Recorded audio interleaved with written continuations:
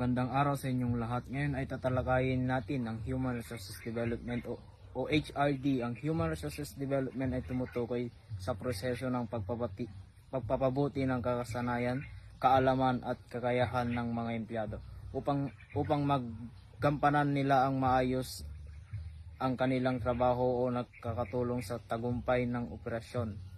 Ano nga ba ang meaning ng Human Resources Development? Ang Human Resources Development ay nakatuon sa training, education at career development ng mga empleyado. Layunin nito ng mga makatutulong ang mga workers mag-improve sa kanilang trabaho habang tinutulungan din ng organisasyon ng mabalot ang kanilang goals. Dito naman ay tatalakayin ko ang mga activities ng Human Resources Development. Una, training and development. Dito tinutulungan ng mga empleyado na bagong skill sa kanilang mga trabaho. Pangalawa, career development. Tinutulungan ng mga employees sa mga plano ng kanilang career growth. Pangatlo, performance and management. Sinusuri at pinapabuti ang performance ng mga empleyado. Pangapat, seminar and workshop.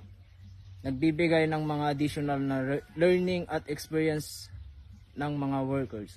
Ating naman pakinggan ang report ni Mr. Dante Cadorna. Ating naman talakayin ang importance of human resources development. Nakakatulong ito na ma-approve ang skills at knowledge ng mga employees o empleyado. Pinapataas nito ang productivity at performance sa trabaho. Inihahanda nito ang mga employees para sa mga mataas na posisyon o responsibility.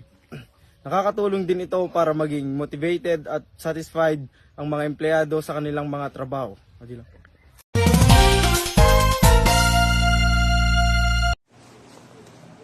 Good day everyone, my name is Jeremy Gutierrez. Today I will discuss how proper training and motivation can increase productivity in the workplace.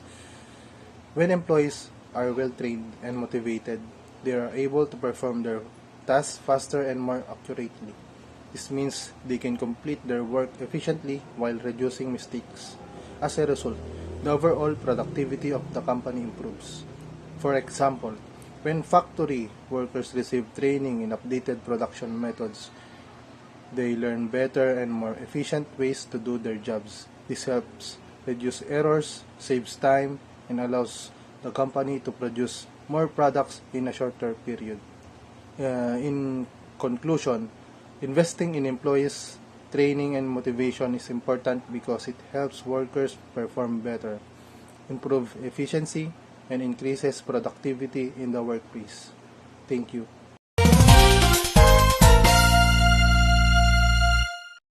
Good morning sir, I'm Rodolfo Labayog. Halimbawa, kung ang isang company ay nagkaroon ng bagong technology, maaaring magbigay sila ng training sa kanilang employees para matutunan kung paano ito gamitin sa ganitong paraan. Mas magiging efficient ang kanilang trabaho. Conclusion, sa kabuuan ang human resources development ay mahalaga sa isang organisasyon dahil nakakatulong ito sa pag-develop ng skills ng mga empleyado.